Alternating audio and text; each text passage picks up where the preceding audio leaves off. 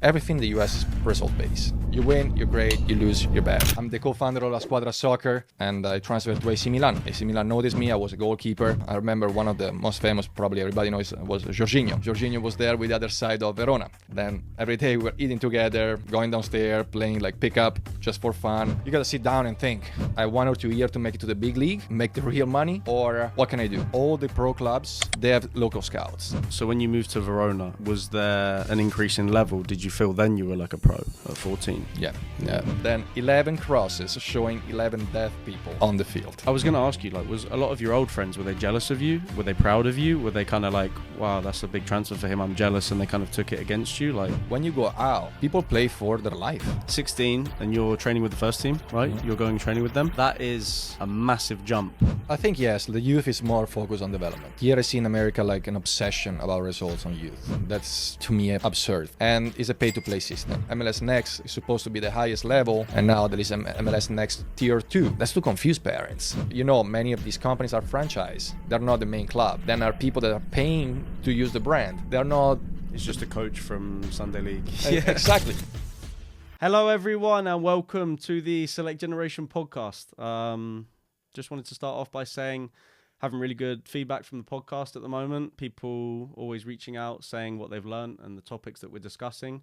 I did want to ask if you are wanting to learn about new topics, if there's a type of guest that you want on, let us know. You can DM the page, you can DM me individually. If you want to hear from, I don't know, agents, coaches, players, business people involved in football, lawyers, whatever you want to, the type of person you would like to see on the podcast, let us know and we'll make it happen, or we'll try and make it happen. And topics too, like if there's something that we're talking about that you're really interested in that maybe I didn't ask the question that you wanted me to ask, or if there's topics that you want us to discuss that we haven't really spoke about yet, of course, just send us a message and we'll try and kind of get to know more about what you guys want to listen to. Because as always, we're trying to educate, we're trying to make you guys figure out or help you guys to figure out like what you need to be doing to make it at the next level. But without further ado, today I'm joined by Mirko Ronchi, if my Italian is good enough to pronounce that. Perfect, yeah. And he's the founder or co-founder of La Squadra. So I will let him introduce himself and talk a little bit about who he is. But Mirko, appreciate your time today. Thank you, Seth, for having me. Yeah. Everybody, good to be here. Very happy. I'm the co-founder of La Squadra Soccer. I can start with a little background. By myself, start playing soccer in Italy, which is where I'm from Milano. Moved very early, age of 14, to Verona to play for Chievo Verona. And from there, I started my journey. Being there till U21, eventually moved to Parma, start traveling around Italy and so on, to later on in life deciding to come to college at the age of 23 and starting my college experience and eventually coaching experience and entrepreneur with La Squadra and other companies. Then I'm very happy to be here, answer your questions, Sam, getting to know you and getting to share the experience with La Squadra. Yeah, man. Perfect. No, I appreciate it. So I just wanted to say, first off, like you have a pretty interesting experience. So you're from Italy and you came to the US. Yeah. A lot of the audience are like American youth soccer players. They're like 16, 17, and they're like really interested about like all these internationals coming to the US. So you came in 2017, right? Yes, correct. So from you being like, I want to talk about like your youth soccer career from when you first started until you came to the US. Mm-hmm. How was like from when you first started kicking a football until like the end of your like career in Italy? Okay, I didn't start it too early, to tell you the truth. I was playing basketball. I love basketball. I was very tall as a kid, having a good time. I played till I was 9 or 10. Eventually, all my friends were playing soccer. In Italy, it's either soccer or soccer. Basketball is not very big. Then I moved to soccer in a year. I was a big kid. I was like tall, very tall for my age. I was almost 6 feet at the age of 10, 11. Then from there, I played 1 year with my local club, and I transferred to AC Milan. AC Milan noticed me. I was a goalkeeper. I was very tall, already coordinated from everything, and they had me play in their academy. I played in their academy till the age of 14. I was mostly playing with the ear up because I was bigger. With the local team, I remember the first year they put me with the 3-4 year up. which was very interesting. I was a kid and was playing with teenagers. Was a very interesting experience. And eventually, at the age of 14, finishing middle school, there is a time when you sign a contract in Europe that binds you to a club. AC Milan was crowded with goalkeepers, so many things going on, and Verona came to me and made me an offer, made to my family an offer to relocate me, and without my family, then to have me there with other players, living all together, go to school, and they convinced my family, they convinced me. Then I decided to leave my friends, my family, and so on, move to Verona. Beautiful city. Fell in love with the city immediately. Obviously, first year out of your hometown, you gotta make friends, you gotta make connection. The level is very high. At the time, Verona was one of the best academies in Italy, with Atalanta, AC Milan, Juventus. We were all in that bracket. Then it was challenging. But you know, when you're exposed to higher level, you either adapt, or that's it. Then I kept adapting, and eventually the experience went very well. And by the age of 16, I had to sign my first pre-contract, and national team got to see me with the youth. I got called a couple of times with the national team youth, and started going with the first team to practice, which was Serie A, was first division. Then beautiful experience right there. People I was surrounded with was incredible football players. We were all locked in, all with that goal. I remember one of the most famous, probably everybody knows, was Jorginho. Jorginho was there with the other side of Verona. Then every day we were eating together, going downstairs, playing like pickup just for fun. Obviously, he was 10 times better than me. Okay. Yeah, you got to be realistic. I was a goalie. I could stay in the goalie shoe, but apart from that, was such a great experience that made me mature early, to be fair. By the age of 18, I start traveling again, because the jump from the U21 to the first team, people don't realize it's a big gap. Now, other leagues like England, Spain, they have second teams. Italy at the time didn't have second teams. It was either youth or first team, and it's a huge gap. Then what used to happen was these clubs used to either sell the players from the U21 or send them in loan. Then I was lucky enough that I got the attention of Parma. Parma saw me playing and so on, then offered me a contract. With that contract, I first stayed there for a little while, and after started going in loan. Went in loan in third division, played there, got back to Parma. Went in second division with Salernitana, and after I started loaning around Italy in mostly Tuscany, many clubs, was a great experience. I got to the age though of 23. Then I was between the third and second division. Third and second division at 23, you gotta sit down and think. I have 1 or 2 years to make it to the big league, make the real money, or what can I do? Then I start gathering information about college. I was enrolled in college through Serie B. They offered me a scholarship right there. To be fair, I wasn't taking many courses. The system is different. You don't need to attend classes. But I was enrolled. That kept my eligibility going. And when I gathered enough information, I contacted an agency. And the agency was like, you don't even need an highlight video. You already have enough video from the games you play. Your resume looks great, and so on. Then I started receiving offers from some Division 1. And I actually got accepted into Division 1 and so on, which eventually they found out I wasn't eligible. Then that's where Limestone in South Carolina came on and was like, look, we're going to make you eligible, so on. I think your profile matched the criteria of NCAA. Then come over. It took a little while. The first season, I had to sit most of the season, but eventually they got me eligible, and that's where I started my college career, to be fair. That's all little background from youth to how I got to college. Yeah, right. Interesting. Yeah. Cool. So yeah, Mirko, just so I know from the mic, like you can talk to me, like not at the camera. Okay. Like, talk into the mic, just so I know. Sorry, I should have said that at the start, but okay. That's awesome, man. That's really cool. So you started, I wanted to, when you first started talking about AC Milan pick you up, right? A lot of people are going to be listening to this and be like, wow, he signed for AC Milan. Like that's insane. How does that happen? Does an AC Milan scout come and watch your game? Do you play against them from like a small town? I mean, I'm not sure if you live in a village or how big the town is, but for playing for your like local club to AC Milan, one of the biggest clubs in the world, at the age of 10, how do they find you? Basically, the way it works before the age of 14, all the pro clubs, they have local scouts because you're not allowed to recruit out of your region. Okay. Then, for example, AC Milan has probably 15 scouts around the area, and they go follow these local clubs. My city was very small, 15 to 20,000 people. Wow. But we were winning any game. It was me and another couple of friends that were very advanced, I would say. Then eventually they started looking at our games, and they brought 2 of us to AC Milan and 1 to Inter Milan the year later. Okay. They just notice you, and in my type, I was just a very tall goalkeeper, coordinated, both good with my feet. Then they were like, this is the profile we can work on, and they brought me into their academy. But yes, I got scouted being there and playing with my friends. But before 14, it's very narrow. By the age of 14, usually all these clubs have the best talent in the area.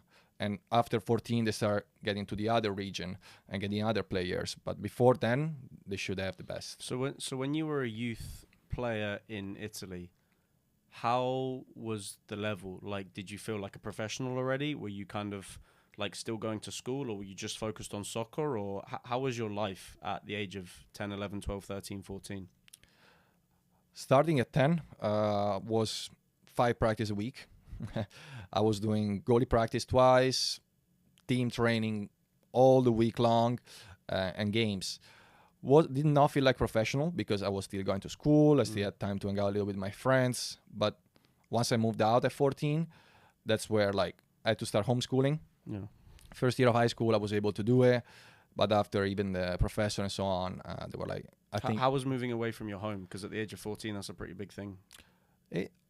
At first was tough. Okay, you need new friends. You don't have like dinner ready and so on. At first it's fun, you know, you're hanging out with your new friends, your roommates, all teammates, all in the same schedule. After a while, you miss the real connection you have with your real friends. But I think it was great because I just started high school. Then even the people I just met, they are in the same situation as me. Then all fresh from middle school. So you didn't feel like an outsider. You had other friends around you that were in similar situations. Yes. No, I was able to bond a lot with many of those guys. And starting high school fresh, I didn't have teammates in my high school. I was going to ask you, like, was a lot of your old friends, were they jealous of you? Were they proud of you? Were they kind of like, wow, that's a big transfer for him, I'm jealous, and they kind of took it against you? Like, how are your old friends? No, to be fair, I'm still very close to all of them. Good.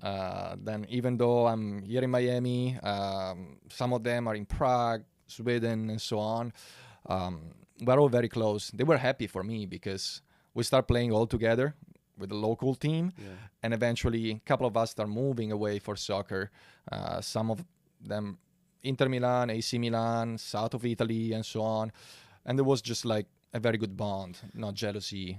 So at the age of 14, AC Milan come to watch you. They say, Mirko, we want to sign you. You need to move to this school. Is that why you moved for AC Milan? No, I moved for Verona. Oh, for Verona. Okay, sorry. Yeah. Was it the age? So Verona told you, like, you need to... Why did Verona make you move? Because it's a different location and they wanted you specifically there for football? Or? Yeah. Verona is about 2 hours by car from Milan. Okay, so you weren't going to drive every day, Was impossible, and was the first year I could go out of the region. I just turned 14. Okay. They had the option of, was like, okay, you're going to have accommodation paid, you're going to have food paid, you're going to have transportation paid, and your school is going to be covered. Then in the moment you move here, you have no expenses.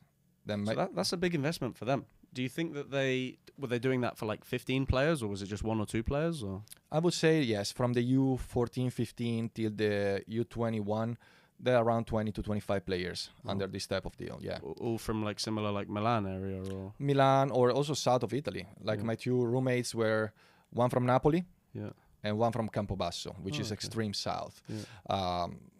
Then they just had local scouts. That's when they start really spreading the scouts around. And they see at the regional level who are the best players. And they're like, okay, we have A, B, C. This guy has been scoring 80 goals in close to Napoli. Napoli is going to make an offer, most likely. If we make a better offer, we convince the family we can get the player. So when you moved to Verona, was there an increase in level? Did you feel then you were like a pro at 14? Yeah. After the first year, I had to start homeschooling, starting practices in the morning with the first team. being fully independent, having to manage my little things. And from 16, which is when I started like receiving like a compensation a little, was like being a pro. Then all those years I had to start figuring out my stuff. There was no mom and dad behind helping no more. Was more like mental support in case, you know, a week goes bad and you're going to the bench and so on. I want to talk about this because there's obviously mostly players listen to this, but there's a lot of parents too. And a lot of parents, especially in the US, they're, you know, at the age of 18, they don't even want to send their kid an hour away to go to college. And your parents at the age of 14 had to send you 2 hours away to get homeschooled. How were your parents involved in this? Were they texting you every day, calling you every day? Were they like, Mirko, this is your dream, go chase it? Were they supportive? Were they nervous? How were your parents involved in this? To be fair, they were just checking in if I was okay. They were not calling every day. They were calling maybe every other day, checking how are things going, any news, and so on. But they were like, as soon as they heard me happy, they were not concerned. And I really enjoyed the process. I enjoyed any moment of it. Still today, now I organize events in Verona with La Squadra. Then that's my excuse to go back to Verona, and we do an international tournament every year. I was a player before, I kept the connection, now I'm able to organize something right there. I think it's important that parents support, give you a chance to do your experiences, but at the same time, kids are not dependent from the parents. Then give them space and make sure they're in the right spot, then be cautious, but not be too on top of things. Got you. Interesting. Yeah. Good advice. Okay, so you're 16 and you're training with the first team, right? Mm-hmm. You're going training with them. That is a massive jump, I'm assuming, from being 16 playing youth academy football to then going and training with a Serie A, no? Yeah. Serie A team with the first team, guys that are on a lot of money, guys that are getting signed for millions of dollars, millions of euros. How do you prepare for that as a 16-year-old going in that locker room? You don't prepare. I think was funny. I was the youngest, and people used to have fun with it. Like, you know, oh, you pick up the balls. Oh, like that. A little like hazing, but it's not even hazing. It's part of the process of the banter of the locker room. Yeah, correct. Then it was tough. I'm not gonna lie. Like the level was very high. Like I had this clear picture in my mind that I used to be good on crosses. I was like, that's one of my things. And I move up, and we're just practicing crosses after practice, and a couple of them are taking crosses. I just had to take them and like, easy. I can't get a single one. Zero. The ball, the intensity on the ball, I didn't have time to read it. It took me, I would say, 3 to 6 months to adapt to that type of kick and so on. And was either I was adapting or not. So you were training with the first team, but playing with the U16 group? U17. I was playing 1 year up. So then, okay, so how do you fit all of that in? Were you training 2 sessions a day then? Because surely you had to train with your U17 group too, no? First team practice was mornings. Okay. That's why I had to homeschool, because the first team practice started in the morning, and I could not go to school anymore, and I was going to fail school. Then they homeschooled me. I was doing the 10 to 12 practice with the first team, at the team facility, and after doing my 3 to 5 practice with the U17. Why did the first team need you? Surely they have 18, 19, 20-year-old goalkeepers, or they trusted you? At the time, they used to have 2 goalkeepers, meaning a starter, an experienced keeper, and they like to have a young keeper there to get reps in. Yeah.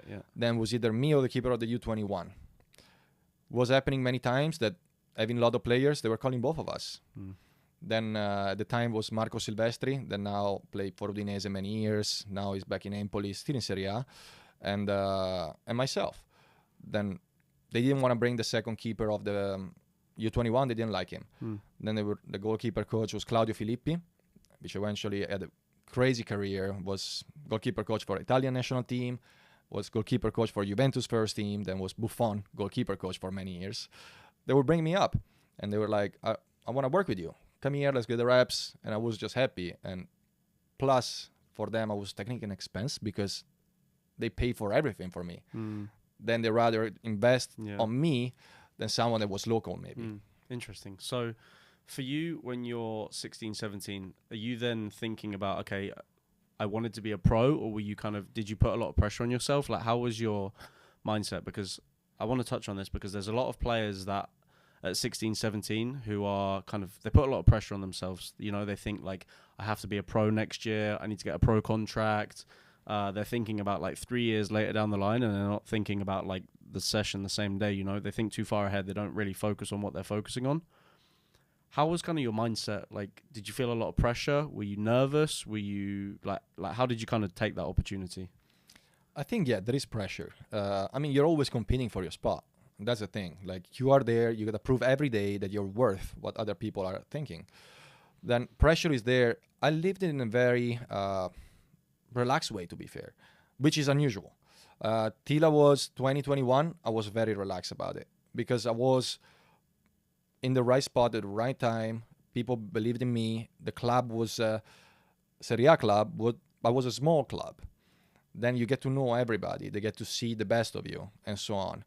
It was more when I moved away out of this like bubble that was Verona that you see what's really cutthroat, like relegation, promotion, 1-year contract, and so on. That then you cut, like, that's it.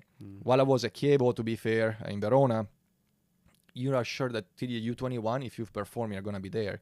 You're going to be a soccer player. After, it's up to you what you do in the real world with adults when you're playing like against 35-year-old with a family and they go year by year for a contract. Then till I was 2021, I was very shielded by all the environment, and I knew we were competing on the highest level, and I was always on the top of the highest level. Then I was confident, like my confidence was very high. It's when I got out of it, then reality is there. So what was the switch from training at Verona or playing for Verona to going and trying to sign for like a second, third division team on loan? Did they come to you and they say, Mirko, look, you're not going to play, so we're going to put you on loan? Did you go to them and say, guys, I need a chance, I want to play, find me another club? How was that like transition? To be fair, was me asking to leave. I always played. My last year, great goalkeeper, Ivan Provedel, is a goalie for Lazio. Yeah. Start the season, he goes play, he's doing awesome. Still a big fan and friend of Ivan. Then at the end of the season, I'm like, you know what? I always played. I want to play. I don't care. The club was like, you're going to play next season. But I felt like U21 was, that's it. It's not me anymore. The club at youth always perform well. I want to play with adults. Then I go to the team and I'm like, this is how it is. They didn't agree with me. And that's where my agent was like, we got an offer. We got an offer from Parma. It's a good offer. You should take it. And I was like, okay. My contract was up in Chievo. Then was expiring. I didn't renew it. I got a 3-year contract with Parma. And Parma was like, look, we have Mirante, other goalies here. You wouldn't start in Serie A. They were very straightforward. I'm like, makes total sense. Send me loan. I want to play. And they sent me to Ascoli. Ascoli just got relegated from 2nd to 3rd division. First day of practice in pre-season, I show up, and there is 11 crosses on the field, emulating a 4-4-2 formation, meaning the supporter said, for us guys, you guys are all death, because they just got relegated, and all the supporters, they were against the club. That's how I introduced myself to adult soccer. Then 11 crosses showing 11 deaf people on the field. How was that? Because you were what, 22, 23, or how old were you? That was 2015. I was about 19, 20. Yeah. Wow, how was that on the first day? That was tough. It was tough. A lot of people. But you might have actually been excited, no? Because you're like, well, I wasn't here last year. This is my chance to prove you were wrong, no? Mm-hmm. No. Was a chance. It was exciting moving after like 4 years, 5 years at Verona, and be like, okay, now it's game time. Now it's how things go. Like, how is men's football different to youth football? It was, to be fair, youth, like, you feel very protected. Like, you're very in this bubble. Like, when you go out, people play for their life. Like, all they know is playing soccer. All they always done was that. They had no plan B. They had no college. They had no other experience. That was it. Like, many of them didn't even have a high school degree. Then finish middle school, play soccer, dedicate all your life to soccer. You get to the age of 30, 35. That's all you know. Then you cannot lose it. Then these people are willing to do dirty stuff to keep their place. They don't care. And if they don't win from third division, they go back on they're not pros anymore. Fourth division is not pros no more. Then it's not even a job. So when you say very protected at the youth level, what do you mean by that? Like, why are youth players protected? Because at that level, you have everything ready. Like, we had 5 restaurants in the city of Verona where we could just go there and sign and eat. We had like a bus subscription. We could take any bus around the city and not pay for it. We wanted to go home, they were paying for the ticket to go home. We wanted to do anything, they were reimbursing us for everything. And then you don't stress about nothing. In the moment you leave and you go to the adults, okay, that's your salary. Now it's up to you. Now you gotta find a house, you gotta pay for your transportation, you gotta get food, you're an adult. That's it. And there's no way back. And in terms of soccer too, because I think a lot of times, like in the US, I feel like even the men's teams are protected, you know, like there's no promotion relegation. I mean, obviously when you're talking about like pro adult soccer in the US, there's like people's contracts are on the line, you know, they're making, I don't know, $15,000, $20,000, a little bit of housing, and they need to have that contract to feed their family. But in Europe, or I want to talk about your experience with playing men's football, like how is men's football different to like youth soccer in terms of like the coach's feedback, right? Because I'm sure like in a youth game, if you lose, the coach is like, okay, maybe, I mean, I'm assuming, I'm not saying, maybe he's like, if you lose a game, oh, don't worry, guys. Like, we lost because of this. We were trying to play out from the back. We were making mistakes, but it's okay. We learn from it and we go to next week. Whereas if you're playing men's football, it's like, right, 4-4-2, long ball, second ball, score a goal, set pieces. Like, we have to win. Otherwise, I'm losing my job and we're gone. So how was kind of the atmosphere from the coaching staff, youth soccer to men's soccer? I think, yes, the youth is more focused on development. Here I see in America like an obsession about results on youth. That's, to me, absurd. From like 9, 10-year-old. Like not caring about developing like an IQ and ideas and so on. They care only about winning. There was strictly development. After you get to the age of 14, 15, and 16, you got to win. Of course, you got to show that development is there and the work you did at grassroots now is results. But here I see still we have a limit because everything in the US is result-based. You win, you're great. You lose, you're bad. There's not enough patience for the process to work. It's either now or never. When you go on to the pros on the other side, you need results. Then I would say the intensity of the practices was much lower because you were focusing more on tactics and preparing ways to expose the opponent and win the game. Then it's not about anymore how you play. It's about how can you beat the opponent. Then you break down video, you work a lot on tactics, you work a lot on set pieces, all these little things. Your fitness at the end of the day, yes, you're going to do intense work. You're going to play under pressure, small-sided games, and so on to keep it. But your main goal is to know what the opponent is going to do and how you can expose them in what ways. How do you think that your career would have been different if you grew up in the US? I think much different because the system keeps changing. It keeps trying to confuse parents, in my personal opinion, and it's a pay-to-play system. Then my parents wouldn't have the opportunity they had on me because they didn't have to invest money. Like from when I was AC Milan, they were picking me up. A little minivan was coming on, pick me up, pick up my friend, pick up another one on the city next to us, and bring us to the training center. Here you have tournaments, you have travel, you have fees, you have everything. Like you have to spend between $3,000 to $5,000 a year. Minimum, you know, like minimum. And you want to do it because it's your kid, you know. And also the leagues keep changing. Like we see now MLS Next is supposed to be the highest level, and now there is MLS Next Tier 2. That's to confuse parents, in my opinion. They have to create a clear pathway. After you have NAL, Sanction Conference, E64, I got to know more about youth, and I'm like, at the end of the day, find a good coach that's going to teach you and compete at high level, then find good opponents. That's it. You didn't need anything else because all of that is a title.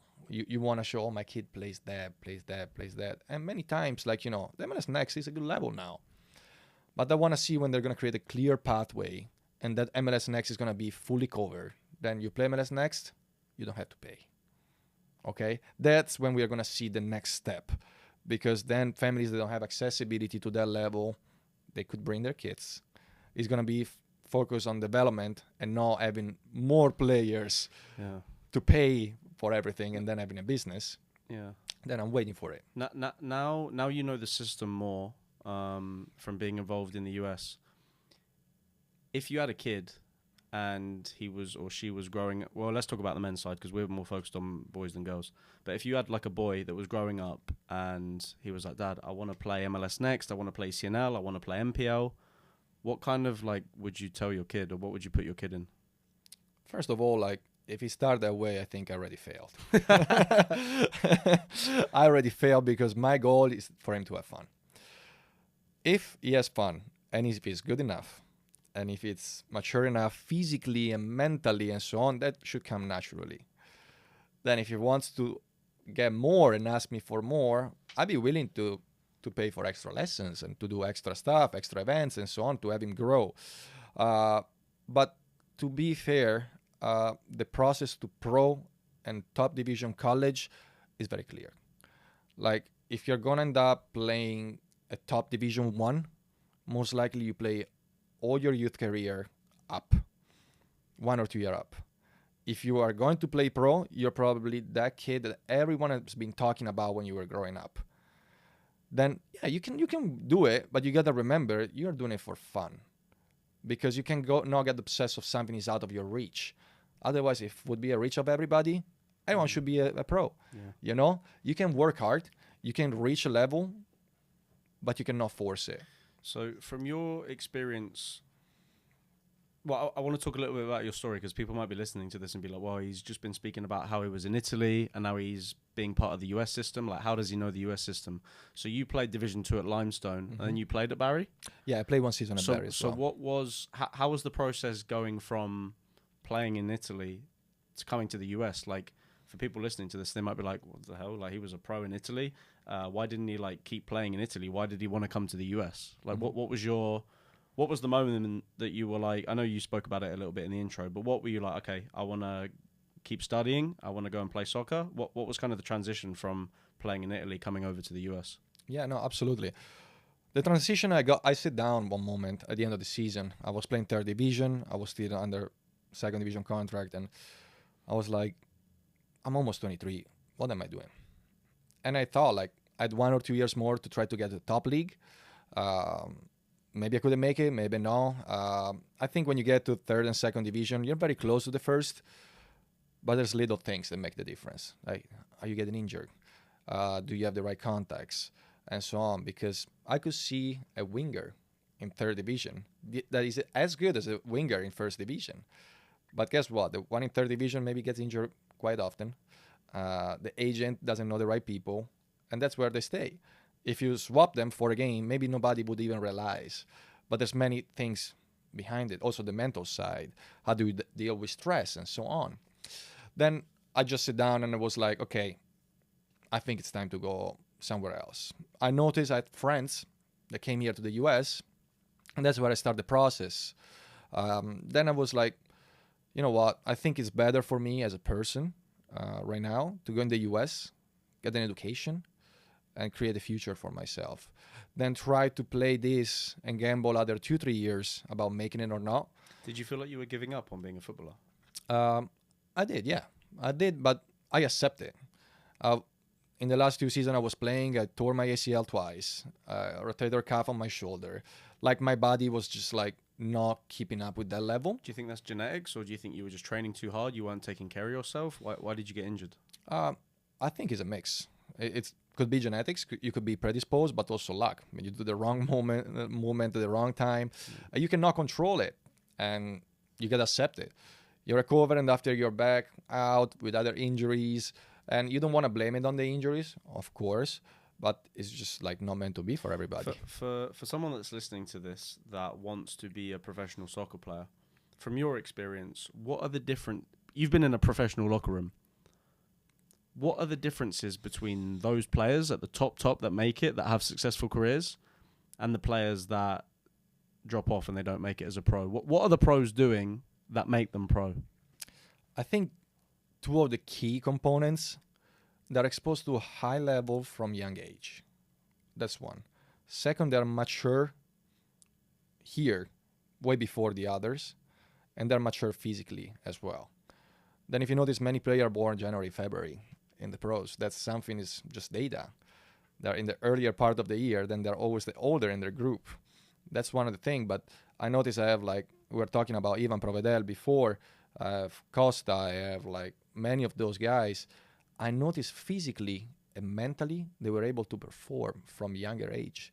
And once exposed to higher level, they adapted, and they were able to be there. Myself, for example, physically, till 19, 20, I wasn't big, I wasn't strong, I was skinny. Even though I was going to the gym and so on, my body took longer to develop that physicality. And when developed the physicality, wasn't able to maintain it. Then I was getting injuries and so on.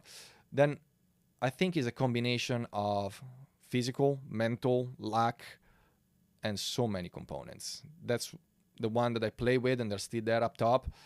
It's, don't think the strongest go there. No, you have to be mentally strong. You don't play 3 games, what you do. And of course, you got to be technically good enough. You got to be strong enough.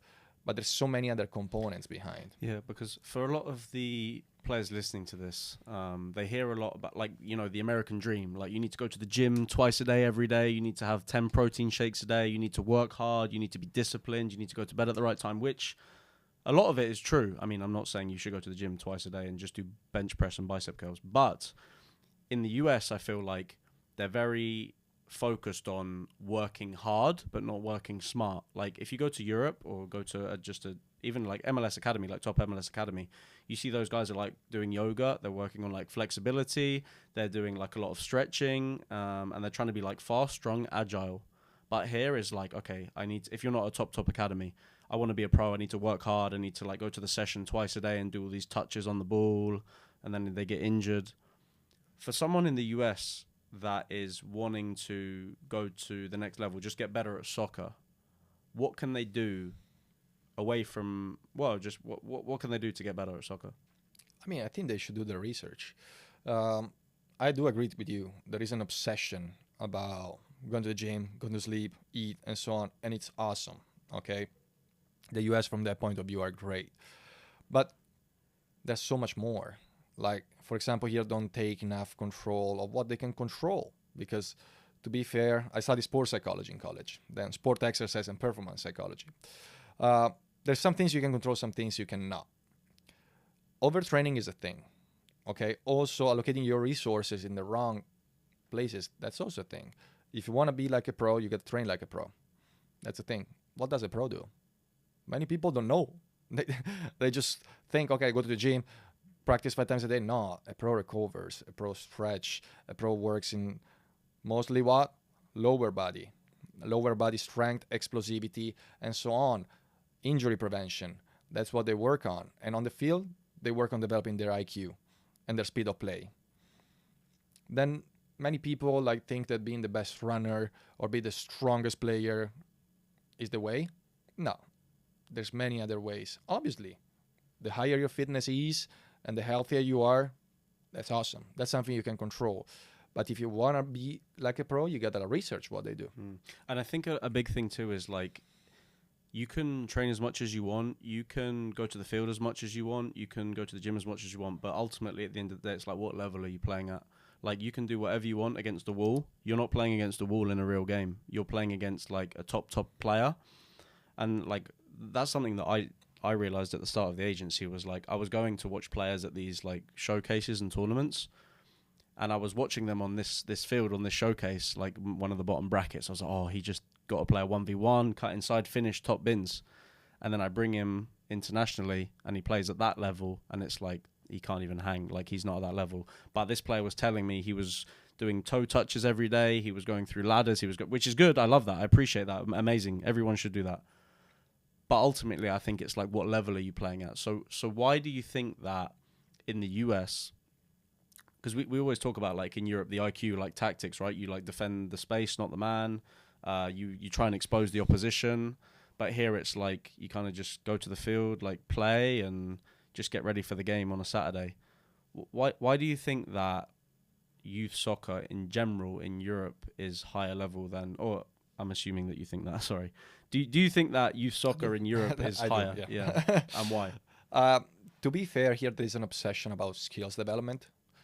Then, growing up myself, I was going to the park and play with my friends. I was not doing ladder. I was not doing cones. I was not doing any of that, which I think is great. If you're enjoying doing it, keep doing it. But if you're spending thousands of dollars paying for someone to do skill development, no, that's wrong. If you're fixing a detail and you want to do some private training, that's fair. That's fair. You're learning basic technique. You want to get some feedback first, but the focus should be on playing. Okay, staying like from 3 to 7 p.m. when I was even 7, 8, 9 year old, like 4 or 5 hours at the park, just playing with people in front of me, a real scenario, you know, that's what help you. And after being exposed, like we were talking about, helps you because it's a reality check every time. Like if you have someone that is better than you in front of you, you adapt or not. That's the thing. Here people tend to work alone, tend to work on private training, tend to do like all of that. And I think it's like sort of like part of culture now, which I emphasize more maybe group sessions. I like it better. That you can recreate the movement, finding the space, body position, many more cues that you don't get from private training. If you're just starting and you want to just make sure you can dribble the ball a little, okay. If you want to do a specific shooting session, okay, with the goalie though. You know, like you got to make it realistic. And here many times the practices are not realistic. There's no real scenario or real topics that people work on. Because have you got any like coaching badges like yes. UEFA? UEFA B and USSFC, and also goalkeeping licenses as well. So sorry, for parents listening to this that are like, oh, he's got UEFA B, what does that mean? Basically, to coach in Europe, in comparison to the US, you need a coaching license. That you cannot just show up to the field and coach. Then I study. After I was done playing, I was like, I want to get into coaching. I love soccer. I love like teaching and so on. Then I got to the federation, starting with my licensing, eventually getting to the UEFA B, and here USSFC. How's it work? Basically, you get weekly assignment to practice with your team, and you make sure you match the goal that the federation is giving you. Many times these courses are very strict. They want to emphasize structure, okay? But at the same time, they make you think. Then it's good to have. Plus, it's like you are a driver without a driver license. You know, like you want to be a coach with a coaching license. That's your goal. Then I did it to have like a license in hand, to be fair, but also to be open-minded. When I coach now, I don't coach much. I coach little kids for fun. I just want to stay on the field a couple of hours a week. I like to hear other coaches talking and their perspective and see what they think and what they work on and so on, because you need the structure that the federation is giving you. Then UEFA, in that case, and USSF, they think differently. They have some common things, but and so on. But at the same time, you want to be yourself. You want to have your style of coaching in the game and make sure the kids understand what you mean and like they grow. How is the Italian style of football different to the American style of football? Much less physical. Italian is much less physical than the American. More tactics. I remember in the locker room being hours doing video sessions. On the field, like staying hours and hours and hours doing set pieces. Then it's very like more organized, making sure details of movements. If a player goes out to squeeze back, if the defender is standing in a certain way, you gotta adjust your body. If there is this type of formation, you adapt in that. Where is the space? Then you start considering more of all this stuff, and you care less about we gotta be quicker, we gotta be stronger, you gotta be harder, and so on. Like it's more, okay, how we organize first defense. We're Italian. We are a fan of the catenaccio, you know? But really having the IQ of understanding if the opponent is doing this, as a collective, we know we have to do that. You know, like the awareness of all the players on the field be like, I know what I'm supposed to do for this game. And even the players on the bench, everybody knows. Good. Okay. Good.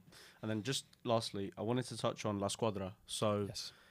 that's while you're here in Miami, I'm assuming. Or what is La Squadra? If I'm a parent player listening to this and I'm like, oh, I've just listened to Mirko, he's awesome, he had a really cool playing career, he's come to the US, but why is he here? What's he doing? What is La Squadra? Okay, to make it brief, La Squadra, we organize events, mostly in the US, but it's also in Italy and South America. We started locally in Miami with a summer camp. I was here, I finished playing college and so on, and I wanted to do something for the kids. Then I flew in a couple of friends that had coaching licenses as well, with FIB licenses, and we ran the camp. It was a success, and I was like, I think we have to do this more often. I worked in the past with the Juventus Academy, with the Milan Academy. Then I knew how summer camps work, and La Squadra basically organized the summer camps, or spring break camps or winter camps. Then it's a weekly, then 5 days or 3 days event, which could be run only morning or full day, where Italian coaches come in and make sure that for the week they teach something to the kids. Then every day there's different topics. For example, one day it could be the 2v1, another day could be crossing and so on. And it's just little details where kids are entertained. They understand how to approach it from defensive point of view, offensive point of view. And they go through a rotation of exercise that we hope at the end of the week, even if it's a brief little time, they learn something. What do you think's been your big success at La Squadra? Why do you think that you're still going? I think it's because we're bringing something different. There's so many people offering the same type of product, and you got all the big brands. You got Barcelona, PSG, AC Milan, and so on, which are great. They're awesome. But at the end of the day, they care more about the numbers. They care more about, oh, we need 150 kids for this week, and we have the brand on our back, then we're going to make it. And sometimes could be quality, sometimes could be not, because like when you have high amount of players, could be a struggle. You just emphasize more, okay, we got to make it work. And many of these companies are franchise. They're not the main club. Then there are people that are paying to use the brand. They're not. It's just a coach from Sunday League. Exactly. Yeah. It's him paying Barcelona to get the brand, use it, and he runs in his own way. Yeah. Might have little guidelines, but it's his own way. Why us, being like in pros in the past, myself and my business partner, we really emphasize the good work. Like, you want quality. Yeah. We close the sign up when we reach the cap. We tell them we are sorry, we cannot do more. For example, if we have 11v11 field, we don't go over 50 kids. That's it. So I want to talk to you a little bit, because it's interesting. Like I've said on a couple of podcasts, like I feel like one of my friends starts an agency every week. I see a lot of summer camps and camps about this and ads on my Instagram. And it feels a lot of the time like if someone's running an ad to sign up for their team, it's like anyone could sign up for it. It's not like selective at all. So for someone that's listening to this, it's like, oh, like I've heard about Mirko's story, I'm interested in going to one of his camps. What are you looking for in your players that come to your camps? Are you looking for kids that just, parents just want to send their kid to keep him fit? Are you looking for kids that want to make it to the next level? Are you looking for kids that are just hungry and they just want to learn and get better? Like, what does the ideal camper look like to you? The ideal camp, okay, I start from the point of view that MLS Next players are not allowed. Really? Yeah, for federation purposes. Okay. Whoever says that they're allowed, they're lying. Okay. They're not allowed to participate to outside competition or outside events. Yeah. Then some of them do, and they even sponsor it. Technically, they're not allowed by federation rules. What we look for is the younger age. Usually our camp are like from 9 to 13. That's the main group. And after, like, in each location, we have support from clubs. For example, here in Miami, we have the support of, I would say, 4 or 5 of the local clubs that are like, we have silver, gold players, and so on. Then we make sure we make a connection to these players to make sure they're in the right spot. When they participate in the camp, we receive many emails, many DM on Instagram, and we're very straightforward. Like, if you want to sign up an 8-year-old and we know that for that camp, they're all like 11 to 14, I'm going to reach out and be like, I'm sorry, we don't have an opportunity for your kid this camp. What's been the biggest challenge starting a business in football? The biggest challenge has been mostly that people always look for something new. Then maybe 1 year they come with us, and the year after they're like, oh, there's other 1,000 things going on. But that's why we emphasize the quality, because even though like maybe they go somewhere else, the year later they come back to us, especially for the experiences we do in Europe. I think the camps in Italy and the traveling team in Italy is something unique, considering the price, the location, and so on. Then people really enjoy it. Usually a returning customer, then one come year one to our camp in Corvara, Italy, end up coming for 4 or 5 years in a row, and the year after bring a friend, and they love it. It's the Dolomites in Italy. It's a week that you practice twice a day. Yeah, right. You're doing it this summer. I'm gonna have to tag along. You know? Yeah, I'm gonna have be to there, come to Dolomites. You know? And then it's interesting because we do a lot of stuff in like Spain, and next year we'll be starting in England, and we try and like prep the players as best as possible. You know, like kind of give them some guidelines, like make sure you bring your adapter, make sure that you bring like flip flops walking to the field, make sure that you bring. Or like for the time difference, like if you want to take like a melatonin or something to help with the jet lag, make sure you sleep on the plane, etc. Like little things like that.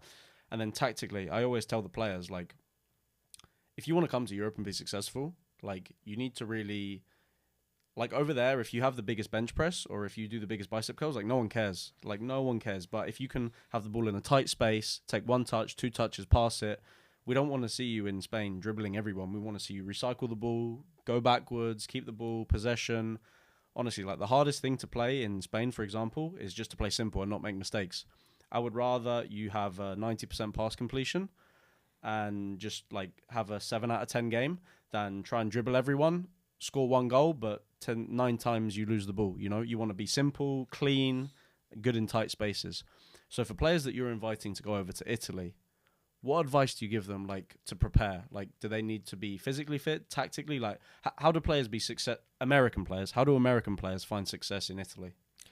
They find success. Usually, these experiences are high level, starting from the point of view that the camps are in an area that is between many professional academies. The camps we have there are very high level.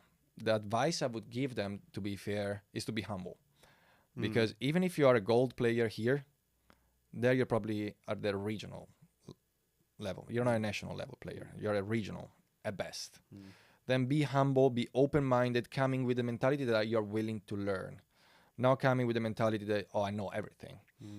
Then just be ready to challenge yourself. Make as many connections as possible. Because at the end of the day, these experiences are to learn, to be exposed to high level, eventually to create a gap in the future, to be recruited, to go to Europe, to make a life there, and so on. But are unique experiences.